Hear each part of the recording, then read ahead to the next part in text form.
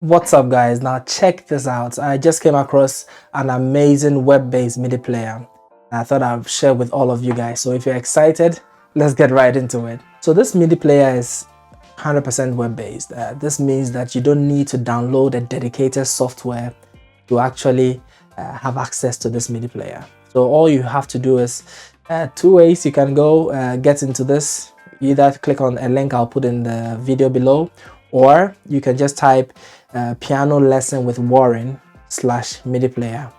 So this is 100% web-based. All you have to do is to get into this link on your web browser and you're good to go pretty much. So let's check out a couple of the features. So let's say you have a MIDI file, right? You have a MIDI file and you'd want to play that MIDI file. Usually you'd have to get a software, lots of softwares out there to actually play the MIDI file. Most of these softwares are not free, they are for sale. This is 100% free. As long as you have a MIDI browser, you're good to go. So I'll just go through, sort of a spontaneous features check, and then we'll see how it goes. So on the left here, you have add MIDI file, right? So here we can add a MIDI file. So you probably have the MIDI files on your desktop or any part of your computer. First, just select a category. So let's say the MIDI file I'm about to upload is, just choose a genre for it. Up to you. It does not really affect whether it's going to play or not. So let's say what I'm choosing is R&B, for example. Yeah. I'm just going to click on this add MIDI file here. It takes me to my desktop, and I'm just going to click. I've put on this sample MIDI file here. Okay, click on that and I'll click open. Another way to do this will also be to actually physically drag and drop the MIDI file into this player, and that should play fine as well. So all I have to do now is to just click play. All right, so let's hear how that sounds, and then we'll see what we can do to this MIDI file to make your learning experience a lot better. All right. All right, so you see clearly that the file is playing on the keyboard. What you realize is automatically this sounds a bit too fast. All right, so two ways you can actually slow down the tempo. Here you see it's written here. Now the key here is stated here as C major. You see the tempo written here as 120 BPM. Yeah, let's just highlight that and take it down to say 70. Why not? Sorry, that was 170 there, so I'll take it down to 70. Yeah, so you see that automatically the speed here has reduced by 58%, but that's all right. So let's listen to it. Much better, right? Let's stop it and start again.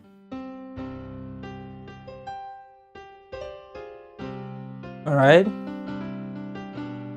so that's one feature. Depending on what level you're at, you might be able to pick these chords fast, or you might need to slow them down. All right, so this is where this is really handy. Feel free to use the slide bar, push it down even a lot more, say to 21%, and listen to it. Right?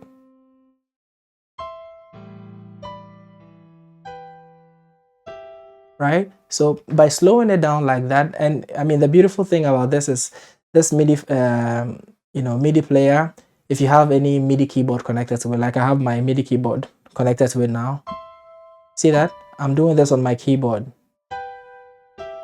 and that's the move. So this is a lesson I taught on my channel, right? So it plays that, and you can see clearly that this is a lot easy because I slowed the tempo down. All right, yeah, let's get into it a bit more. So that's one feature, slowing down the tempo. You can make it fast if you want to hear how it feels like in real time, right? So let's say 50% for me, or 60%, sounds about all right. Yeah. Now another amazing feature is to transpose, and this is a deal breaker because that's the beauty of accessing files in MIDI. That is, on this part here, you have transpose and you have 0 st. 0 st here, I suppose, means 0 semitones. Okay, so 0 semitones means the original key, which is in C now.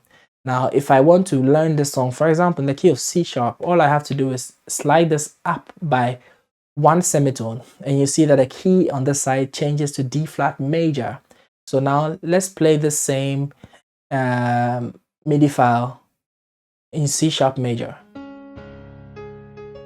Clearly, you can see clearly and easy, right? So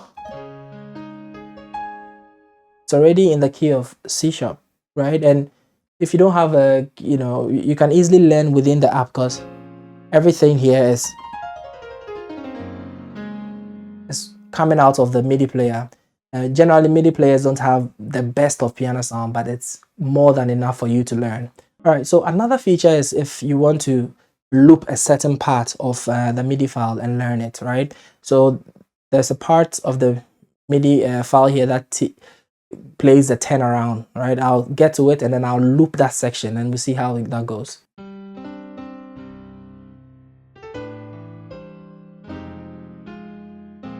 Right? Now I want to loop this section here. So let's hear.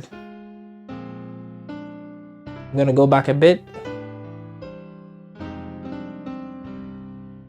So right here, I'm going to click this sort of icon here in the lower left corner. And then I'm going to say set start of loop, set loop start. Okay, and I'll play it.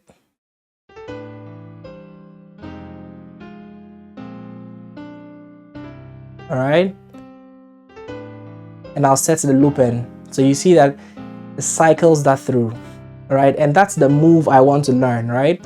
If that's what I want to do, then I probably will want to slow it down and then it loops that side for me, right? Yeah.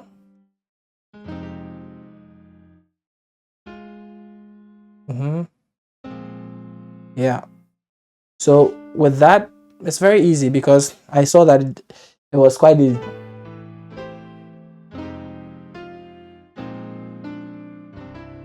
And that is how this MIDI file is going to change, make your learning easy. As long as you have your MIDI file, which you can grab some on my website or anywhere, you can use this player very, very easily.